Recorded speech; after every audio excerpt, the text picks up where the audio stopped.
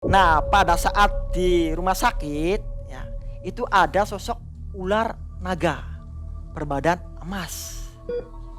Dan di samping juga ada Banaspati ya, yang sedang nongkrong gitu. Dan ada sosok perempuan juga, perempuan rambut panjang, ininya merah. Dia bilang, kamu jangan ikut campur. Ya, kalau kamu ikut campur, kamu sendiri yang nanggung resikonya. Jadi ini semacam pesugihan namanya. Pesugihan si keluarganya si Dinda. Pesugihan barongan gitu. Mungkin kalau Olip meninggal juga akan dijadikan tumbal ya. Bisa jadi kayak gitu makanya. Jadi sekalian begitu. Sekalian gitu. Sekalian santet, sekalian jadiin tumbal. Iya gitu. Jadi intinya bisanya numbalin si Olive. Faktor pertama itu makanya satu sakit hati.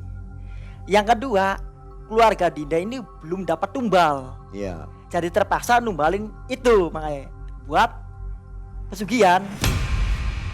Seorang praktisi spiritual sudah pasti akan berhadapan dengan serangan goib. Manakala menolong seseorang, perang dengan jin harus dilalui untuk memutus rangkaian teror goib. Ini semua sudah dirasakan oleh Mas Ul. Assalamualaikum warahmatullahi wabarakatuh. Waalaikumsalam warahmatullahi wabarakatuh. Sobat Malam Mencekam dimanapun sobat berada, mudah-mudahan sobat selalu dalam keadaan sehat walafiat ya. Amin. Dan terima kasih sudah masih support Malam Mencekam sampai hari ini. Sobat, hari ini ada Mas Ul tampil kembali di Malam Mencekam. Jadi Mas Ul ini masih punya kisah yang menarik karena beliau ini adalah seorang pelaku spiritual ya. Sering ngobatin orang lah begitu. Gimana? Mas Ul ini pernah tampil di Malam Mencekam, videonya yang di atas ya, yang ini nih. Iya benar ya Mai. Nanti ditonton juga setelah nonton ini, nonton yang di atas ini. Mas Ul, kejadian yang video sebelumnya itu Iya Mai. berefek apa setelah ditayangkan? Oke. Pada saat video ditayangkan, alhamdulillah Mai, saya di rumah aman gitu. Aman, cuman badan rasa panas tapi alhamdulillah aman gitu. Jadi masih ada yang iseng-iseng gitu atau gimana? Ya intinya mah nggak tahu ya, cuman terasa badan saya itu panas. Cuman ya alhamdulillah sekarang udah mendingan gitu. Udah Dan mendingan. teman-teman tempat kerja ada komentar? Ya alhamdulillah ada komentar. Apa katanya? Katanya semoga sehat selalu gitu. Tetap semangat gitu. Jadi dia tahu resign tuh gara-gara itu ya? Iya benar. Oke, baik. Sekarang aktivitas apa Mas Ul selain mengobati orang? Saya aktivitas sama Mangai, saya masih mengajar gitu. Masih mengajar di sebuah sekolahan gitu. PNS deh? Bukan, masih honor Mangai. Masih honor? Masih honor ya benar. Masih menunggu pengangkatannya? Iya masih menunggu Mangai. Mudah-mudahan cepat ya. Amin Mangai. Baik Sobat Malam Mencekam, inilah Mas Ul. Jangan kemana-mana, jangan skip videonya. Malam Mencekam, semakin malam semakin mencekam. Mas Ul.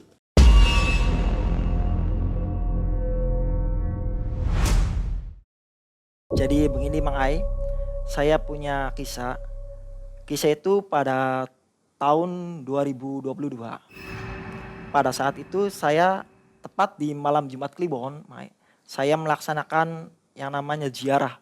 Ya, ziarah sambil bertawasul. Nah, bertawasul adalah mendoakan orang yang udah meninggal gitu, Mangai. Itu rutin dilakukan setiap Jumat Kliwon, Mangai. Tepat jam 9, selesai jam 11. Ketika selesai, saya pulang ke rumah.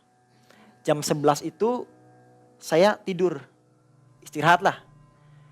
Tanpa disadari jam 2 saya kebangun, Mai. Kebangun karena ada seseorang yang mengetok pintu gitu, Mai. Saya pikir itu aneh, masa ada tamu kok malam-malam gitu. Terus dia ketok lagi sekali lagi. Pas dia ketok lagi ketiga, akhirnya saya tuh penasaran, Mai. Penasaran, saya buka, ternyata iya, ada seseorang. Ini nggak kenal orangnya? Saya itu nggak kenal, Mangai. Kok dia tahu ke rumahnya Mas Ul? Jadi dia tuh bawa teman. Nah temannya ini kenal sama saya, gitu. Ininya mah. Nah saya tanya, Pak punten ada apa ini? Kok malam-malam datang ke rumah saya gitu, Mak Ayah. Nah kata si beliau, Kang tolong Kang, tolong anak saya gitu. Anak saya udah mau najah. Nah bisa mau najahnya gimana? Dia lidahnya itu keluar, giginya menekan ke lidah sampai tangan ini langsung saya refleks, ya udah siap Kang, saya tolongin gitu Mai. Nah pada saat itu saya ngeluarin motor lah Mai. Pas di tengah jalan Mai, motor itu mendadak mati. Padahal motor saya itu paginya tuh udah diservis Mai. Tapi kok aneh, mendadak mati. Ya, sampai saya starter gak jalan. Saya coba disela motor Mai, tetep gak jalan Mai. Jadi saya tuh ada ini gak beres ini nih. Suatu ketika saya tuh bacalah doa gitu Mai. Semoga motor ini jalan gitu ininya mah. Dan tanpa disadari saya stop kontaknya dimatiin terus dinyalain lagi. Jalan Mai. Nah pada saat jalan motor terus nyampe di depan rumah, motor itu banyak kempes Mai. Tadinya mati sekarang kempes gitu. Alhasil ya udahlah saya dorong gitu. Dorong itu si motor. Nah, nyampe di depan rumah Mang Ai, jantung ini sesak Mang Ai. Jantung ini sesak. Terasa sakit gitu Mang Ai. Sama badan ini panas. Badan panas. Ada ini gak beres ini. Saya baru nyampe aja kok kayak gini gitu. Pas saya masuk ke rumah, ternyata di situ tuh banyak orang Mang Ai. Orangnya banyak. Kalau dihitung ada sekitar 25 orang. Di situ tuh termasuk ada keluarga, ada tangga tuh itu. Pada saat saya masuk ke situ Mang Ai, dia itu melotot ke saya, melotot. Dan dia itu sampai ngomong ke saya, "Kamu jangan ikut campur," gitu. Sampai dia tuh, "Kalau kamu ikut campur, kamu sendiri yang nanggung risikonya," gitu Mang Ai. Nah, pas di situ tuh saya langsung refleks, Mang saya. Refleks. Saya kesini bukan untuk ikut campur, ya, bukan untuk ikut campur. Saya tujuan kesini mau menolong gitu, karena saya disuruh sini suruh nolongin. Namanya si Olive kan, namanya si Olive, yang lidah panjang sampai tuh. Umuran berapa? 22 tahun Mang Ai. Perempuan? Ya 22 tahun. Nah, kamu jangan berani kesini gitu. Ini aja nggak mampu. Sebelumnya sudah ditangani orang lain? Sudah Mang Ai. Malah si praktisi itu ada di samping saya. Ada 2 orang tuh Mang Ai. Dan saya juga sebelum ngobatin dia, saya juga minta izin itu. Karena saya tuh nggak mau yang namanya ngelangkain Mang Ai. Nggak mau, saya minta izin itu. Tapi kata si praktisi yang 2, "Oh ya nggak apa-apa Kang. Intinya bareng-bareng nolong lah gitu Mang Ai gitu." Akhirnya saya itu tolongin Mang Ai.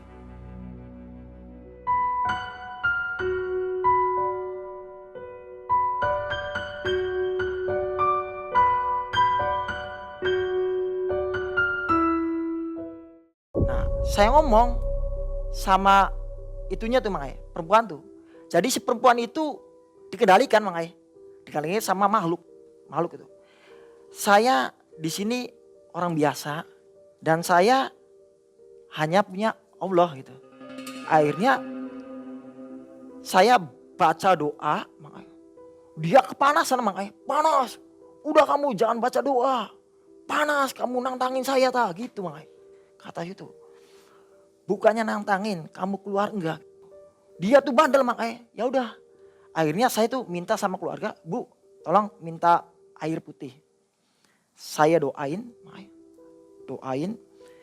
Terus kata saya ke orang tuanya, "Bu, punten, raupin ke mukanya." Ke muka, akhirnya dia itu ngeblag lah. Pingsan Mang Ai. Nah, mungkin si makhluk itu keluar lah. Pada saat sadar, nggak taunya dia kesurupan. Masuk lagi. Yang tadinya pertama itu meled, ini dia itu glosor-glosor Mae. Glongsor gitu. Sampai tangan kayak gini glosor-glosor itu. Glongsor. Sampai saya tuh mau dipatok gitu Mae. Kamu tuh siapa? Saya tuh siluman ular gitu Mae. Kenapa kamu masuk ke dalam tubuh ini? Karena kamu tadi udah ngeluarin makhluk yang pertama. Akhirnya ini makhluk yang kedua. Saya masuk. Terus saya itu prototin sambil saya baca doa. Dia tuh tetap panas, ampun. Kata saya keluar gak? Gak mau, udah keluar kamu. Gak mau makanya dia tuh. Akhirnya saya ambil air lagi. Kemudian saya kepretin, akhirnya makhluk itu keluar. Terakhir masuk lagi. Ya. Dia itu sampai teriak-teriak malu. Wah gitu makanya. Kamu tuh jangan kesini ada apa? Ini mau bikin tumbal. Nah permasalahannya apa bikin tumbal? Karena saya disuruh. Karena saya sakit hati sama keluarga ini gitu. Bisa sakitnya kenapa? Karena kakaknya ini udah bikin sakit hati.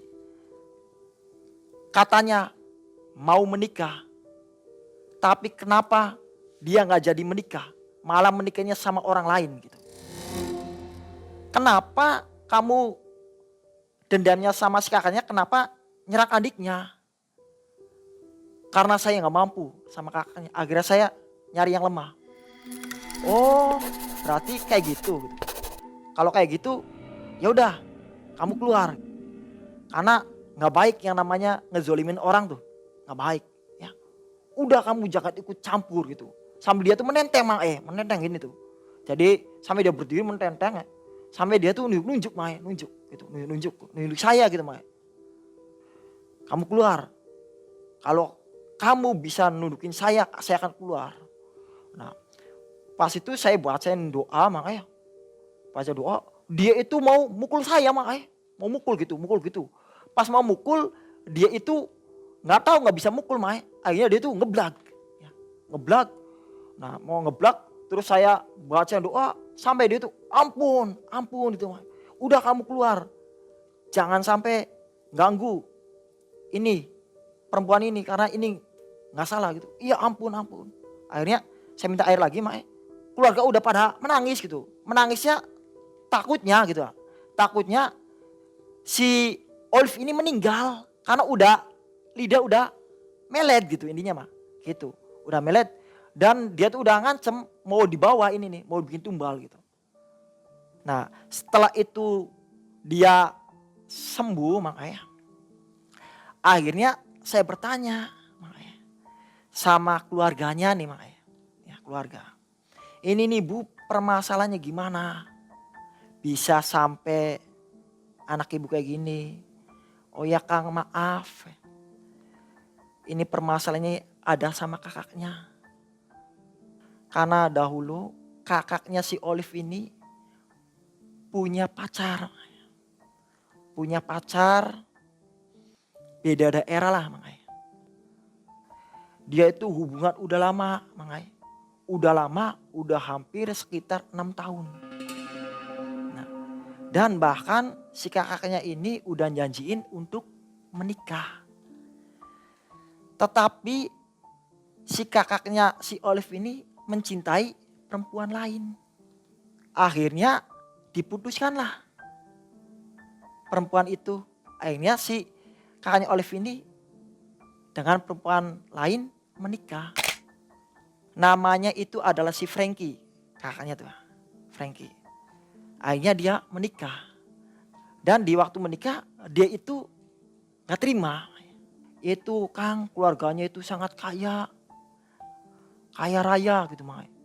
Dia itu penjual sembako. Dan bukan itu juga Kang. Kata si keluarganya nih Kang. Si keluarga dari perempuan yang sakit hati itu ada yang jadi spiritual juga. Jadi saking gak sukanya akhirnya menghadapnya si Olive gitu. Nah, setelah itu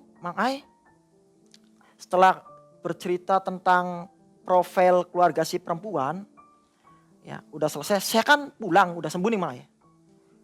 Pulang ke rumah, itu ada bola api dari atas, ya, mau ngantem kepala saya Mang Ai. Untungnya saya itu menghindar Mang Ai. Menghindar, ya. Terus datanglah sosok makhluk. Lidahnya panjang, badannya seperti singa, dan ada buntutnya. Munculnya itu dari arah depan. Dari arah depan loh. Dan di belakangnya bawa pasukan. Pasukannya itu kepalanya orang, badannya kuda. Sampingnya juga ada seperti kuyang. Jadi makhluk kuyang itu ininya kepalanya perempuan panjang, ininya jeroan loh.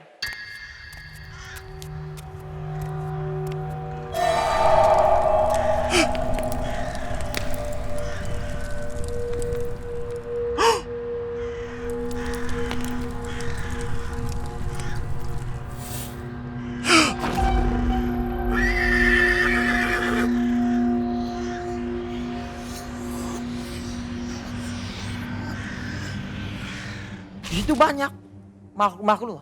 Dia itu mau nyegat saya. Dia bilang, kamu jangan ikut campur. Kalau kamu ikut campur, kamu sendiri yang nanggung resikonya. Saya ngobrol sama si makhluk. Saya bukan berarti untuk ikut campur, ya. Saya hanya menolong gitu. Kata dia tetap ngotot, udah kamu yang bakal jadi taruhannya. Terus kemudian saya berdoa. Akhirnya atas izin Allah si makhluk itu menghilang. Nah menghilang, akhirnya saya pulang nyampe di rumah Mang Ai, alhamdulillah. Ya, walaupun motor itu saya tuntun Mang Ai. Nyampe di rumah, pas nyampe di rumah saya pulang tidur. Pada saat tidur Mang Ai, saya ngimpinya nggak enak Mang Ai. Selesai ngobatin tepat jam 4. Jam 4, setelah itu jam setengah 5 saya sholat subuh, jam 5 saya tidur. Nah, saya ngimpi nggak enak Mang Ai. Saya ngimpi, di dalam mimpi saya tuh diroyok orang banyak Mang Ai. Diroyok sama orang banyak gitu. Sampai saya tuh bangun-bangun jam 9 pagi. Sambil saya tuh ngucap astagfirullahaladzim. Ini ada apa gitu ya. Ternyata saya ngobatin itu efeknya kayak gini gitu. Setelah itu jangka 2 harinya saya ditelepon dari pihak keluarga yang tadi tuh Mang Ai. Keluarga perempuannya disakiti habis lohor apa habis juhur mau datang ke sini. Saya tolong Kang ke sini takut ada apa-apa gitu Mang Ai. Jadi akhirnya saya ke situ Mang Ai. Pas nyampe di situ saya sholat duhur di rumahnya beliau. Setelah sholat duhur saya ngobrol ya. Jarak setengah jam datang keluarganya tuh. Keluarga yang nyakiti si Olive tuh datang. Langsung dia bilang, Bu, saya dari keluarga minta maaf. Saya salah gitu. Ya, datang ke sini tuh. Nah, kata si keluarga si Olive bilang, emang salah kenapa? Maaf ya Bu, kalau saya sudah nguna-nguna anak ibu. Karena jujur ya Bu, saya sakit hati. Sakit hati sama keluarga ibu. Gitu. Karena hubungan udah 6 tahun lamanya, kenapa anak ibu menikah sama orang lain gitu. Katanya anak ibu itu pengen menikah sama keluarga saya, tapi kenapa anak ibu tuh menikah sama yang lain gitu. Kata pihak dari keluarga Olive juga bilang, iya Pak saya minta maaf gitu. Saya juga udah nasehatin si Frankie ini. Tapi tetap si Frankie gak mau pengennya nikah sama yang lain gitu Mang Ai. Ya jarang-jarang orang mau mengakui kesalahan ya, datang ke minta maaf gitu. Jadi gini Mang Ai, bisanya dia minta maaf, kiriman yang saya kirim balik lagi ke saya. Dan efek dari keluarga si Dinda sakit. Dalam sehari itu Mang Ai, otomatis itu. Ya. Jadi supaya sembuh saya harus minta maaf gitu. Sampai yang beli pun gak ada jadinya Mang Ai. Gak ada yang beli, Ya, seperti biasanya. gak seperti biasanya. Jadi dia merasa bahwa itu Merasa awal kebangkrutan. awal keberangkutan gitu Mang Ai. Merasa dia tuh. Dia tuh udah punya feeling Mang Ai. Ada usahanya mau bangkrut. Ditambah-tambah si keluarganya itu sakit, bawa rumah sakit. Akhirnya dia tuh mungkin punya feeling, akhirnya dia bilang gitu. Si keluarga si Olive, ya udah saya juga minta maaf gitu. Kalau selama ini anak saya yang namanya Frankie punya salah. Dan tolong Bu, minta dijenguk keluarga saya yang ada di rumah sakit. Tolong dijenguk, mungkin ini adalah awal daripada kebangkrutan saya. Akhirnya si keluarga si Olive itu ke sana, Mang Ai. Ke sana. Dan pada saat saya juga diajak Mang Ai ke rumah sakit tuh.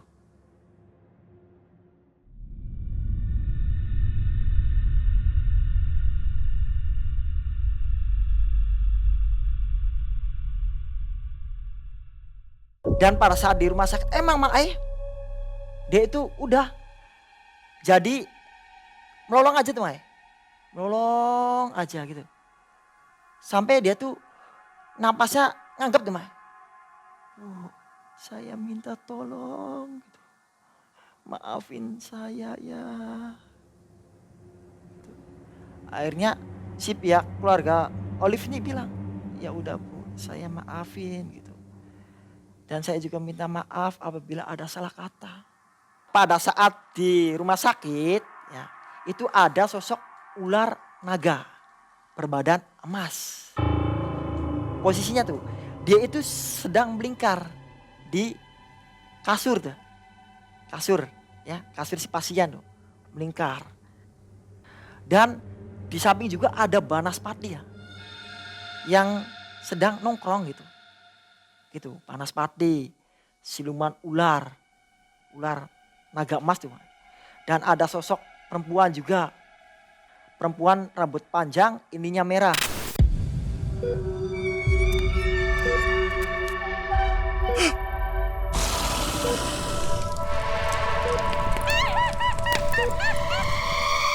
Kalau saya kena, majikan saya pun harus kena. Gitu Mang Ai. Akhirnya semenjak itu sampai sekarang yang tadinya melejit usahanya Mang Ai, akhirnya dia normal kembali Mang Ai. Dalam arti dia nggak kaya lagi, hartanya udah habis. Berarti ini ada sebenarnya ada dua kasus ya. Ada 2 kasus Mang Ai. Dan pesugihan ini sebenarnya tidak diketahui. Tidak ketahui. Hanya yang diketahuinya itu ketika melakukan santet ya. Melakukan santet gitu. Akhirnya ini terbongkar. Terbongkar gitu. Jadi nggak ada hubungan sebenarnya ya. Nggak ada hubungan, nggak ada gitu. Pada saat itu sih setelah ke rumah sakit saya ke rumahnya gitu. Ke rumahnya disuruh sama keluarganya si Dinda tuh. Ayo Kang minta bantuannya buat bersihin rumah saya gitu. Pas nyampe saya ke rumahnya mah iya kelihatan Mang Ai. Dia tuh Oh dia minta tolong. minta tolong juga Mang Ai. Minta tolong ke saya untuk yang buangin gitu Mang Ai. Netralisir energi negatif yang ada di tokonya tuh. Akhirnya saya netralisir di situ Mang Ai. Kemudian ternyata di situ juga nongkrong makhluknya tuh Mang Ai. Makhluk seperti barongan tuh Mang Ai. Nah saya kan tanya gitu sama makhluk barongan deh. Ya, kamu di sini ada apa? Gitu, jaga di toko di sini. Ya ini bisanya kaya karena saya. Lah bisanya kamu ngayen ini gimana? Karena keluarga ini minta pesugihan sama saya. Akhirnya saya selalu mendiamin rumah ini. Gitu. Kata si makhluk barongan. Memang di kampung itu banyak korban. Banyak Mang Ai, banyak korban. Mula terkuapnya saya kan bertanya sama keluarganya si Dinda. Pak, saya mau nanya gitu. Kalau barongan yang ada di ruangan Bapak itu itu siapa gitu. Soalnya pada saat saya ke situ kan lihat barongan Mae. Dan saya itu berbicara gitu. Ya punten Kang, itu tuh saya punyaan saya kan minta pesugihan, bisa kayak gini di pesugihan. Bapak pesugihannya di mana? Di daerah di sebuah gunung gitu. Kalau dukun yang santetnya justru yang nyantet itu Mae. Ada keluarganya yang bisa-bisa aneh. Keluarga daripada si Dinda. Gitu. Beda lagi ya. Beda lagi Mae. Beda lagi. Berarti memutuskan perjanjian dengan goib. Iya pesugihan betul. ini. Kan Memutuskan. nggak mudah itu. Nggak mudah Mae. Gimana prosesnya oleh Mas Ul? Prosesnya itu harus bertarung dulu gitu. Bertarung dulu. Kata si barongan itu, kalau kamu bisa nundukin saya, maka perjanjian ini akan hapus gitu, akan hilang gitu.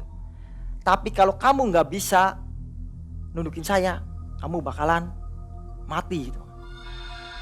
Sama si barongan tuh. Akhirnya saya terpaksa tarunglah di situ Mae. Jadi dia tuh keluar dari kamar ya, nggak tahu kamarnya tuh di dalam isi apa, pokoknya keluar terus nongkrong gitu. Dia tuh ngeliatin saya sambil saya tanya gitu, interaksi. Akhirnya saya di situ tarung tarung, dan saya pun sempat pas saat tarung sama itu keluar darah. Akhirnya saya coba minta sama Allah gitu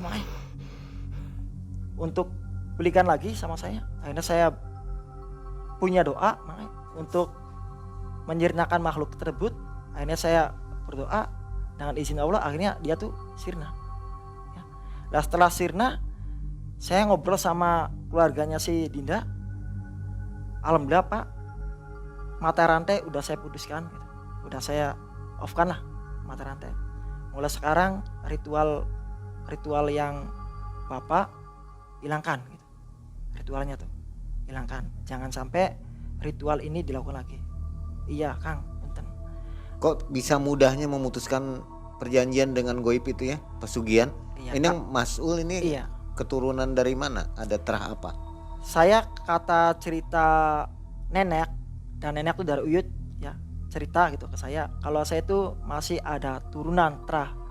Dulunya lur saya itu bisa ngobatin orang. Bisa ngobatin orang, dan lur saya itu dulunya bisa nyempurnain makhluk gitu. Itu. Keturunan apa? Keraton mungkin? Ya itu sih Obu Halam ya makanya. Keturunan keraton atau enggak, yang jelas intinya lur saya itu makanya dulunya suka menolongin orang ya, orang yang kena santet ya, orang yang kena guna-guna makanya, dan Penyakit medis juga. medis juga. Mungkin dari lur saya meninggal mungkin nitis gitu makanya. Akhirnya saya mungkin bisa ngobatin, bisa mudusan itu, mungkin ya itu masih ada kental lah, Ya, jadi nggak terlalu sulit ya. nggak terlalu sulit mungkin gitu. Setelah itu Olip sembuh ya sampai sekarang. Alhamdulillah Olip sembuh makanya, dan keluarga dari Dinda pun alhamdulillah sembuh gitu, sembuh. Itu dia menikmati kekayaan keluarga Dinda berapa tahun? Kata si keluarga si Dinda itu menikmati kekayaan itu udah 5 tahun makanya, Usahanya juga luar biasa ya. luar biasa, Tumbalnya banyak sekali ya. banyak makanya, karena perjanjiannya kayak gitu. Orang-orang mana yang jadi korban? Yang jadi korban itu satu keluarganya sendiri, yang kedua tetangganya. Habis tuh.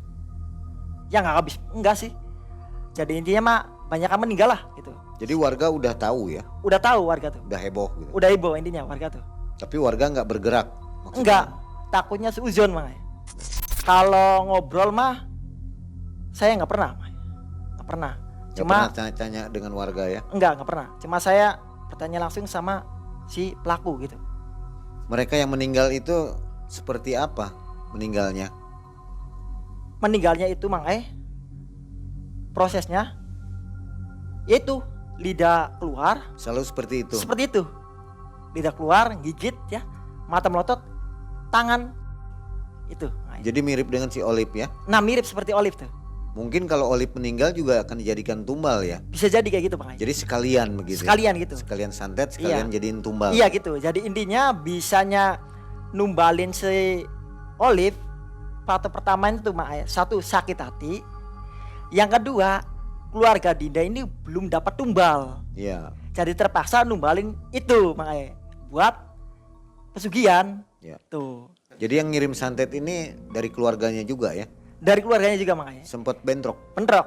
Jadi keluarga si Dinda itu satu dia ada yang pesugihan, yang satu ada orang bibisaan. Gitu makanya. Gitu. Sempat bentrok makanya. Ya pada saat duduk nih makanya. Ya seperti orang nembak gitu makanya. Seperti orang nembak. Jadi ini nih kayak tusuk jarum tuh makanya. Set gitu di sini. Kerasa gitu. Cuman saya kan alhamdulillah makanya minta perlindungan sama Allah gitu. Akhirnya ya udah saya hiraukan aja lah gitu. Hiraukan. Sampai di situ sehat semua ya keluarga. Alhamdulillah hikmah di balik itu semua keluarga Olivia sehat, si keluarga Dindaya sehat makanya, dan alhamdulillah rukun kembali dan saling menerima gitu. Ya. Gitu, saling menerima. Mungkin belum jodohnya kata pihak keluarga si Dinda, begitupun keluarga si Olive gitu. Kekayaan keluarga Dinda ini menurun. Yang menurun, makanya. Yang tadinya biasanya tuh pembeli itu banyak ya. Banyak itu, banyak yang beli beras, beli gas. Sekarang nggak ada makanya. Sejak kejadian itulah. Ya. Masih jalan tapi. Masih jalan, cumanya itu nggak ada yang beli jadinya. Ada juga beli cuma satu orang gitu. Karena warga udah tahu ya. Karena warga udah tahu. Makanya.